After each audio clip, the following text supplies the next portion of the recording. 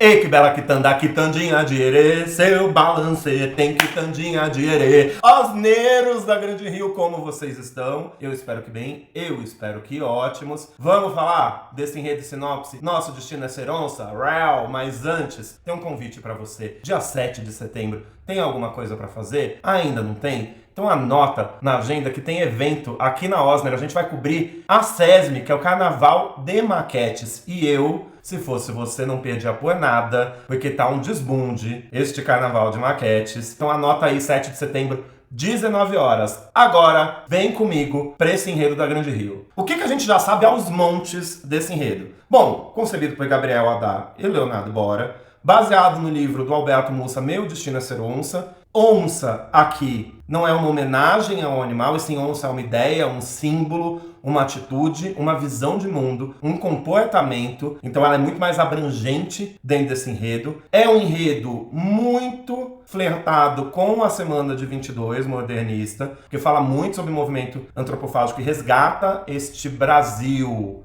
né, indígena, esse Brasil dos seus povos originários, porque o enredo vai começar com uma lenda tupinambá que a gente já fala na sequência, que a dupla estava pesquisando esse enredo desde 2016, que tem uma confiança extrema da diretoria da Grande Rio, afinal gabaritou estes 3 últimos anos do quesito enredo, tirou um 9.9 agora no Zeca, que a gente bem discorda desse 9.9, mas a dupla vem muito bem em enredo, então tudo isso a gente já sabe. Porém, antes da gente começar a decupar esse enredo, antes de você ler a sinopse por aí, o que é importante você saber sobre o enredo que ninguém ainda te contou? Primeiro, que o livro Meu Destino é Ser Onça é uma restauração das mitologias tupinambás. O povo tupinambá é um povo indígena que foi extinto no século XVI, depois da Confederação dos Tamoios, que basicamente foi a briga entre portugueses e franceses pela encosta carioca, onde os tupinambás apoiavam os franceses perderam, com isso os portugueses atacaram os tupinambás, muitos tupinambás foram mortos, e os poucos que restaram foram tendo sua cultura extinta e apagada. Ela só não foi apagada porque pesquisadores franceses registraram toda a simbologia, todos os ritos, tudo da cultura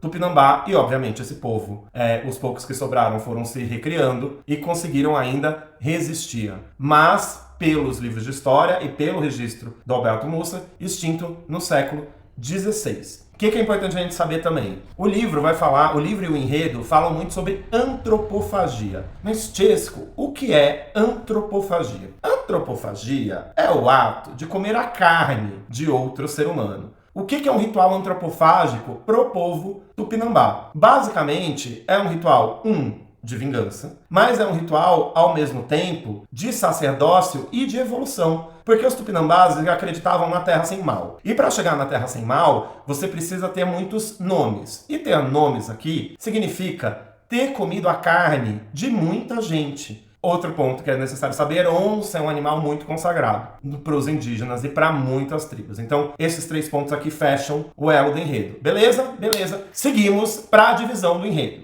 Ah, lembrei. Outra coisa. O enredo vai falar muito sobre cosmovisão. O que é cosmovisão? Visão de mundo. Ponto. Tão simples quanto. Parte 1 do enredo, porque o enredo é dividido em 5 partes. A parte 1 se chama o primeiro rugido do mundo. Vai contar a criação do mundo a partir do mito tupinambá. Ele vai falar que um velho tupinambá conta que antes, quando o mundo começou, tudo era trevas, tudo era escuro, e vivia nele apenas um velho com o seu cajado. Se sentindo ali sozinho, borocochosinho, ele resolveu criar os homens. Na criação dos homens, os homens se apaixonaram pelo velho e eram super devotos deles, porém, contudo, entretanto, o velho começou a reparar que os homens eram injustos, ingratos, infiéis, desleais, e começou a ficar decepcionado com a sua criação. E nessa decepção ele fala, cansei, vou tacar chuva de fogo nesse povo inteiro e queimem aí. Só que daí ele fez o queimem aí e ele falou, opa, peraí, eu não posso queimar o mundo inteiro. E não o mundo em pessoas, o mundo no sentido o mundo. Ele falou, peraí, vou criar alguém aqui. Criou o trovão, Tupã,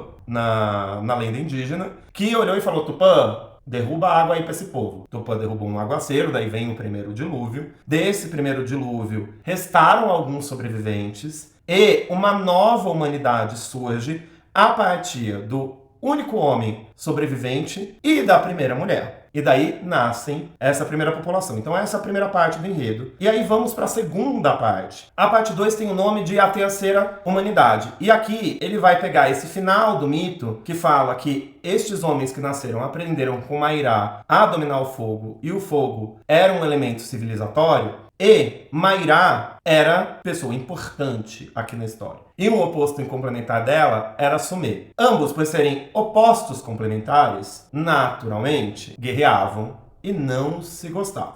E daí o que acontece? Mairá tem um parente, que é Puxi. Puxi foi atacado pelos parentes de Sumê. Puxi vai para o céu e se torna o Senhor do Fogo e do Cocar, que dá origem ao Sol. Já Jaci é o outro parente de Mairá, que fica furioso com o que aconteceu e vai atacar os Jaguares. Os Jaguares são parentes de Sumê. E daí ele mata os Jaguares, vai para o céu e Jaci se torna a Lua. Então temos o Sol com Puxi e temos a Lua com Jaci. O que acontece? Sumê fica furioso quando morrem seus parentes, e ele vai atrás de vingança. E ele e Mairá começam a ter grandes e grandes desavenças. Nessas desavenças surge um novo dilúvio. Nesse novo dilúvio, duas coisas acontecem. Mairá se transmuta num curumim, e daí ela, transmutada em curumim, ensina o homem a cuidar do solo e a guerrear por alimentos. E Sumê se transmuta num sete estrelo. E o que é um sete estrelo? Diz que é uma constelação de 7 estrelas, ele é uma dessas estrelas. Só que como Sumê era metade pessoa e virava onça de vez em quando ali, ele, lá do céu,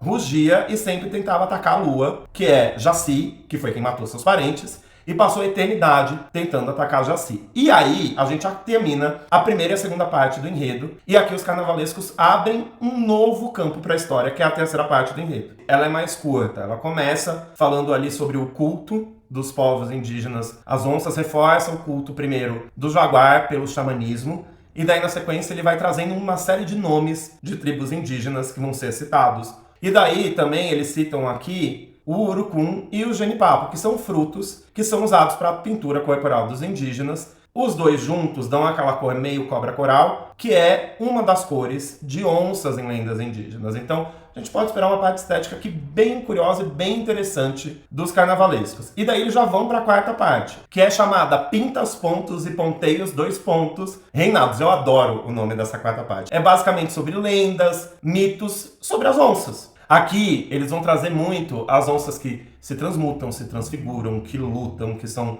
guerreiras. Então, toda a parte de mitologia, tanto dos pescadores quanto de mitologia indígena, eles colocam aqui. E também de mitologia de cordel. Eles citam 2 mitos que eu acho que é importante ressaltar para vocês. Um, que é o da onça maneta. E basicamente, a onça maneta é uma lenda folclórica do sul, do sudeste, do centro-oeste brasileiro, de uma onça que foi atacada numa batalha, ficou sem uma das suas patas dianteiras e ganhou mais força, se escondia nas matas e começava a atacar todo e qualquer animal e todo e qualquer ser humano, e todo mundo tinha medo da onça maneta, que fazia os ataques por vingança ao que aconteceu com ela. E a outra lenda é a lenda da onça cabocla. Onça cabocla basicamente era uma índia que ficava indignada com o que acontecia com a sua população. O povo dela era sempre atacado, sempre invadiam suas terras. Querendo fazer alguma coisa, ela olhou para a tribo dela e falou assim: cantem para que eu fique encantada. Ela se encantou, virou uma onça, ela atacou todos os animais dos fazendeiros que atacavam a sua tribo, entregou os animais para os caboclos se alimentarem, voltou no dia seguinte, a mãe colocou um ramo de folha na boca dela e ela voltou a ser mulher.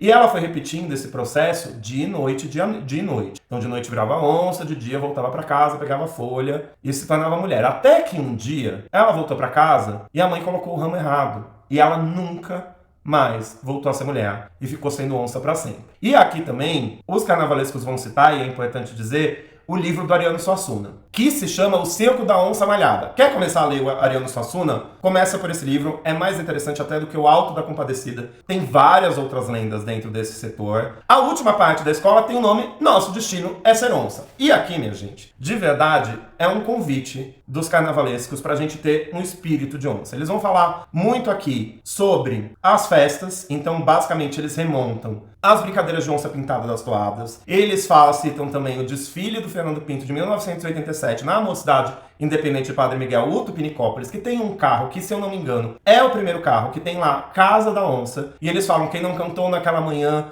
quem não rugiu como uma onça naquela manhã de 1987, e eles falam justamente sobre carnavalizar e sobre esse manifesto dessa alma felina. E daí eles trazem essa alma felina muito num viés, como a gente, com esse espírito de onça, consegue devorar a ignorância, devorar todo o colonialismo que aprisiona e causa medo. E daí aqui, colonialismo, basicamente, é tudo que a gente herdou dos europeus que atacam a gente totalmente ética e esteticamente, coisas que nos fazem mal. Como a gente consegue se libertar e ter esse espírito mais libertário, e eles falam como do asfalto nascerá uma floresta. E daí aqui aquele símbolo da floresta sendo o ser humano enquanto onça. É um convite para mim, esse quinto setor, à subversão e à liberdade, sem sombra de dúvida. E aqui conversa muito com o que propunha a Semana de Arte Moderna de 22, conversa muito com o que propunha os tropicalistas, conversa muito com o Brasil atual e conversa muito com o que a gente, como população, precisa resgatar na gente.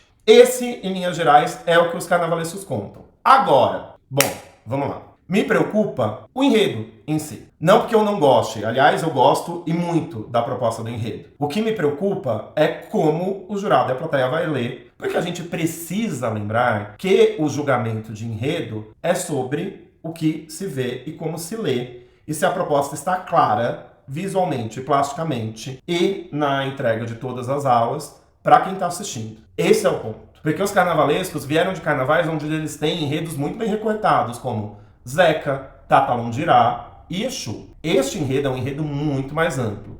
A gente vai da visão e criação do mundo do povo tupinambá até um manifesto para um chamamento para a gente ter uma ideia e um comportamento de onça. Pode ser que esse fio narrativo para quem assiste não fique tão claro. Enquanto enredo, enquanto ideia, acho genial. Porém, contudo, entretanto, o julgamento atual talvez não ajude. É isso que tem que ficar bem claro. Plasticamente, dentro do que a dupla faz. Então a gente não tem dúvida que eles vão fazer um trabalho excelente como eles vêm fazendo, porque casa muito com os enredos que eles têm trazido. Samba, me preocupa como os compositores vão colocar a partir da sinopse. Pode ser que o samba faça o que alguns sambas fizeram com alguns enredos que todo mundo ficava preocupado, e o samba ajudou a moldar e dar uma nova cara do enredo. Pode ser com que isso aconteça. Bom, é isso. Se inscreve no canal, compartilha esse vídeo, comenta o que você achou, me segue nas redes sociais, axé pra todo mundo e beijo!